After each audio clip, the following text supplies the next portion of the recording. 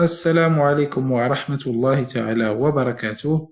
نتمنى أن تكونوا بخير أينما كنتم، وأهلا وسهلا ومرحبا بكم في هذا الفيديو. كما شاهدتم في الصورة المصغرة، سنكون اليوم على موعد مع الدرس رقم 0، أي أننا سنعود خطوة للوراء. كيف ذلك؟ يعني ذلك سنتعرف على الحروف الأبجدية للغة الفرنسية وكيفية قراءة كلمة فرنسية بطريقة صحيحة، كما سنتعرف على كلمات جديدة نغني بها رصيدنا المعرفي. هل أنتم مستعدون؟ فلنبدأ على بركة الله. كما تعلمون، فاللغة العربية تتكون من 28 حرفا ابتداء من ألف وانتهاء بحرف الياء. نفس الشيء في اللغة الفرنسية، فهي تتكون من 26 حرفا، وهي كالتالي. قبل قراءة هذه الحروف الأبجدية الفرنسية، إذا قمتم بملاحظة صغيرة سوف ترون أن بعض الحروف لهم نفس اللون مقارنة ببعض الحروف الأخرى. لماذا قمنا بذلك؟ لأن بعض الحروف لديها تقريبا قاسم مشترك من حيث النطق. سوف نرى كيف ذلك. مثلا الحرف الأول هو A. الحرف الثاني هو B. الحرف الثالث هو C. قبل أن نكمل قراءة الحروف، إذا قارنا الحرف C مع الحرف B والحرف A، سوف نرى أن الحرف C له قاسم مشترك من حيث النطق مع الحرف B C، أي تقريبا نسمع A في الأخير عكس C مع A، يعني هناك اختلاف كلي بين هذين الحرفين. إذا لنكمل، قلنا هذا الحرف C D E F G H I J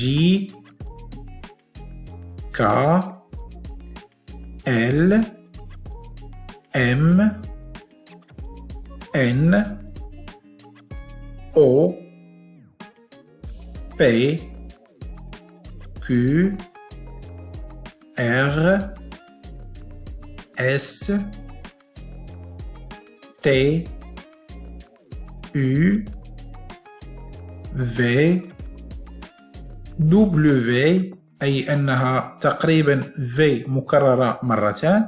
نلاحظ هنا نرى V، وهنا نرى أيضا V، فنقول W X Y، والحرف الأخير هو Z. إذن عزيزي المشاهد، حاول أن توقف الفيديو وحاول أن تكرر مع نفسك، سواء بصوت مرتفع أو بصوت منخفض أو في أي وقت تريد. حاول أن تكرر هذه الحروف إن كنت لا تعرف حروف اللغة الفرنسية. إذن الآن عرفنا حروف اللغة الفرنسية أو الحروف الأبجدية للغة الفرنسية. في اللغة العربية أيضا، من بين مميزات اللغة العربية ومن أجل تكوين مقطع صوتي، مثلا ب أو بو أو بي مثلا، أو ثاء ثو ثي مثلا، أو مثلا را رو ري، نكتب مثلا الحرف باء ثم نضيف إليه فتحة حتى نستطيع قول ب، أو كسرة حتى نستطيع قول بي، أو ضمة حتى نستطيع قول بو.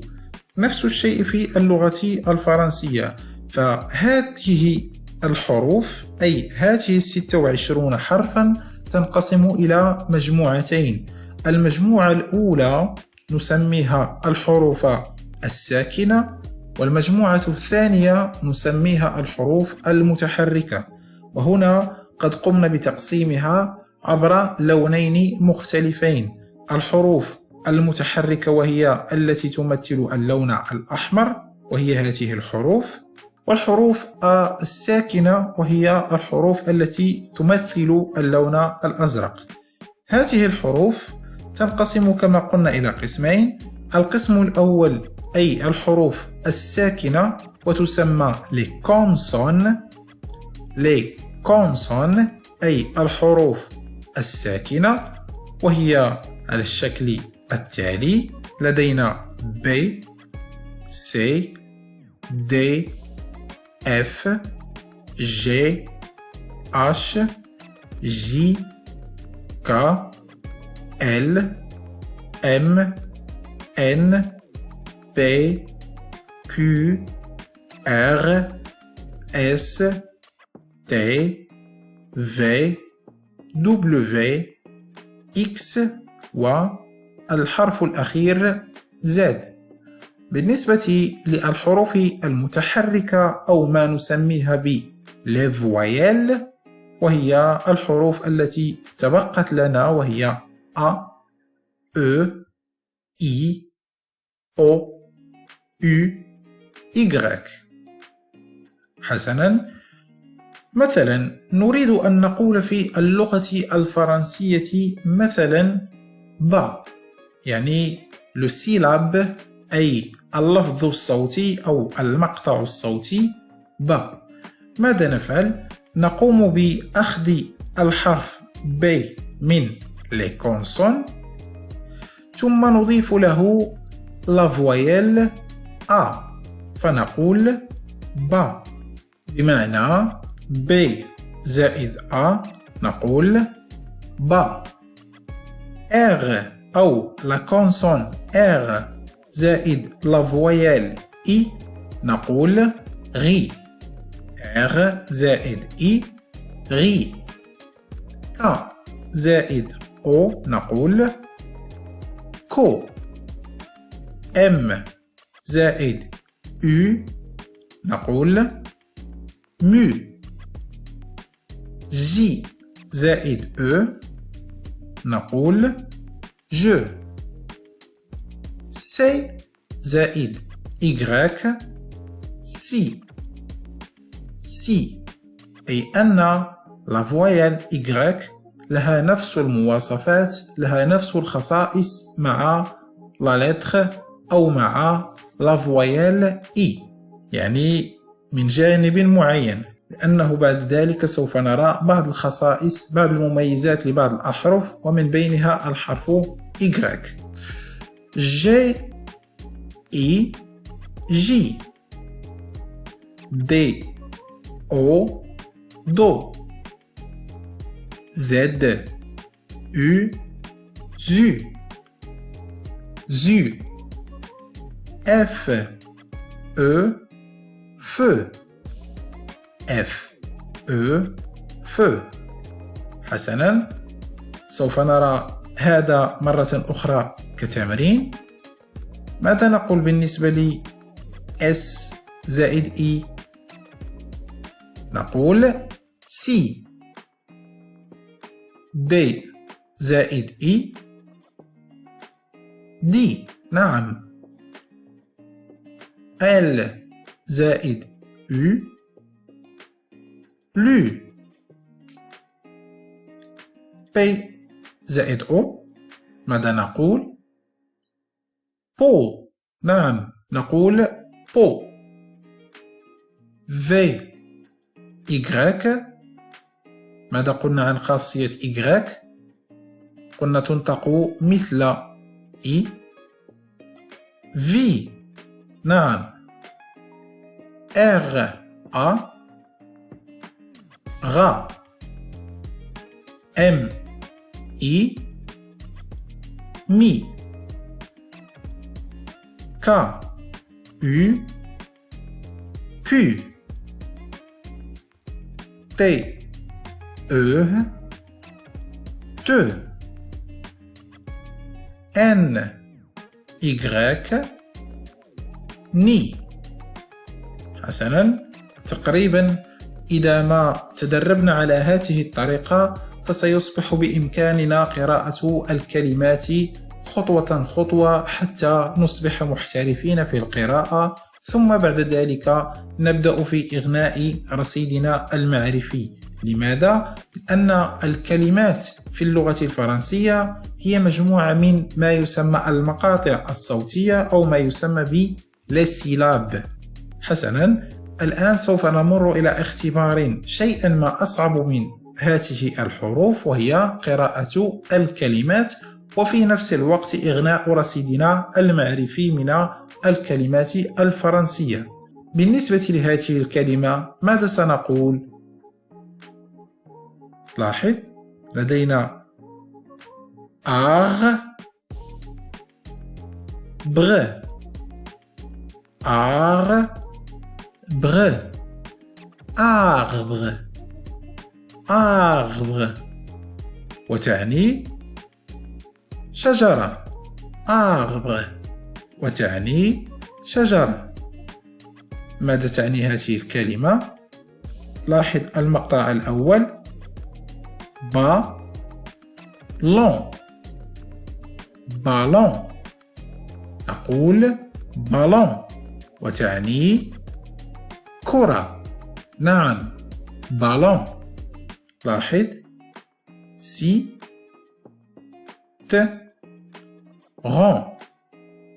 citron، citron، citron وتعني حامض أو فاكهة الحامض. كيف نقرأ هذه الكلمة؟ docteur،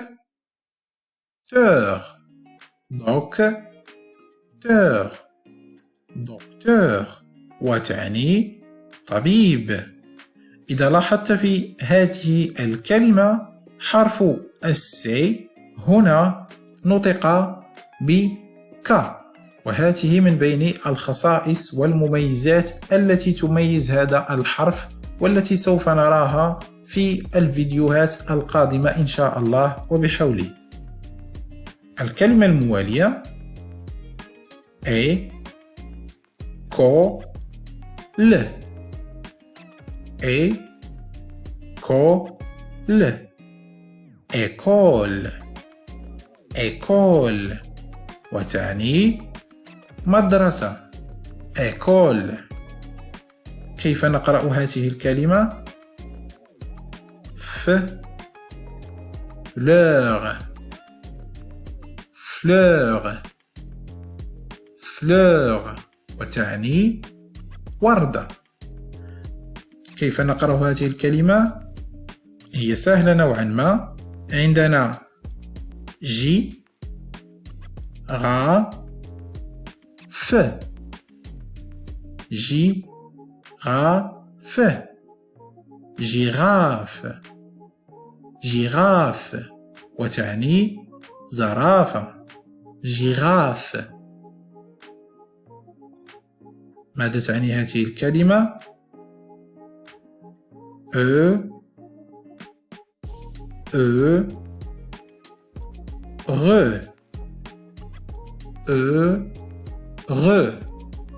heureux وتعني سعيد. heureux. إذا لاحظتم في هذه الكلمة حرف H لم ينطق لأنه من بين الحروف الصامتة، أي الحروف التي لا تنطق في اللغة الفرنسية، أو إذا نطقناها فننطقها إذا كانت كلمة أجنبية، أي كلمة من اللغة الإنجليزية. الكلمة الموالية immeuble، immeuble، immeuble، immeuble وتعني مبنى أو بناية. مبنى أو بناية، immeuble. كيف نقرأ هذه الكلمة؟ سوف نبدأ بالمقطع الأول بالأزرق جار، جار، دين، جاردين أو جاردان، جاردان، جاردان وتعني حديقة. جاردان حديقة المنزل مثلا، جاردان. كيف نقرأ هذه الكلمة؟ إنها سهلة نوعا ما. ك غ تي، هذا الحرف A، كاغاتي، كاغاتي، وتعني رياضة الكاراتيه. كيف نقرأ هذه الكلمة؟ نبدأ بالمقطع الأول. لي فغ، ليفغ، ليفغ، ليفغ، وتعني كتاب، ليفغ. كيف ننطق هذه الكلمة؟ ما جي، نعم، ما جي سي يان، ماجيسيان، ماجيسيان، نعم، ماجيسيان، وتعني ساحر، ماجيسيان. كيف ننطق هذه الكلمة؟ تتكون من 3 مقاطع. نا، نعم، في، غ، نا في غ، نافيغ، نعم، نافيغ، وتعني باخرة، أي مركب كبير أو باخرة أو سفينة، نافيغ. ماذا تعني هذه الكلمة؟ أو غان، أو غان ج، أو غان ج، أورانج، أورانج، وتعني برتقالة، أورانج. الكلمة الموالية، نعم، بو م، بو م، بوم، بوم، نعم، بوم، وتعني تفاحة، بوم. كيف نقرأ هذه الكلمة؟ هذا الحرف Q مع U مع A. تقريبا هذا الحرف يأتي بعده لا فويل U، أو يكون مقرونا ب لا فويل U، أو ثم نجد لا فويل الحقيقية التي يجب نطقها مع لا كونسون Q. إذا نقول Q زائد A سي K. K هنا تخ، نعم، تخ، كاتخ، كاتخ، كاتخ، وتعني رقم 4، كاتخ. كيف نقرأ هذه الكلمة؟ ماذا قلنا عن هذا المقطع؟ غ، نا، غ، غناغ، غناغ، غناغ، وتعني ثعلب، غناغ. كيف ننطق هذه الكلمة؟ تقريبا صعبة شيئا ما. نقول سوغ، لا، نقول ساغ. سوف نرى الحالات التي ننطق فيها أ على شكل A. ساغ، بون، ساغ، بون، سيربون، وتعني ثعبان، سيربون. كيف ننطق هذه الكلمة؟ تا بلو، تا بلو، نعم، طابل، وتعني طاولة أو مائدة. الكلمة الموالية U, zi, n. U, zi, n. usine. usine. usine وتعني مصنع أو معمل. ربما قد لاحظت هنا عزيزي المشاهد أننا نطقنا حرف Z عندما قلنا usine، في حين أننا نرى حرف S، وهذه من بين الحالات والقواعد الاستثنائية التي يجب التطرق إليها بعد هذا الفيديو. نكمل. ماذا نقول هنا؟ نعم va، هنا ش. هذا الحرف من بين الحروف ما يسمى الحروف المركبة أو الحروف الإضافية في اللغة الفرنسية. هذا الحرف هو ش، سي وآش تعطينا ش، فنقول vache. vache وتعني بقرة. vache. كيف ننطق هذه الكلمة؟ قلنا هذا الحرف سي W، أي على شكل V تقريبا، لأن أغلب الكلمات التي نجدها تبتدئ بهذا الحرف هي كلمات تنتمي إلى اللغة الإنجليزية. نقول va gon. vagon. vagon وتعني عربة القطار أو عربة ما. نقول مثلا لعربة القطار vagon. كيف نقرأ هذه الكلمة؟ هي كلمة معقدة شيئا ما.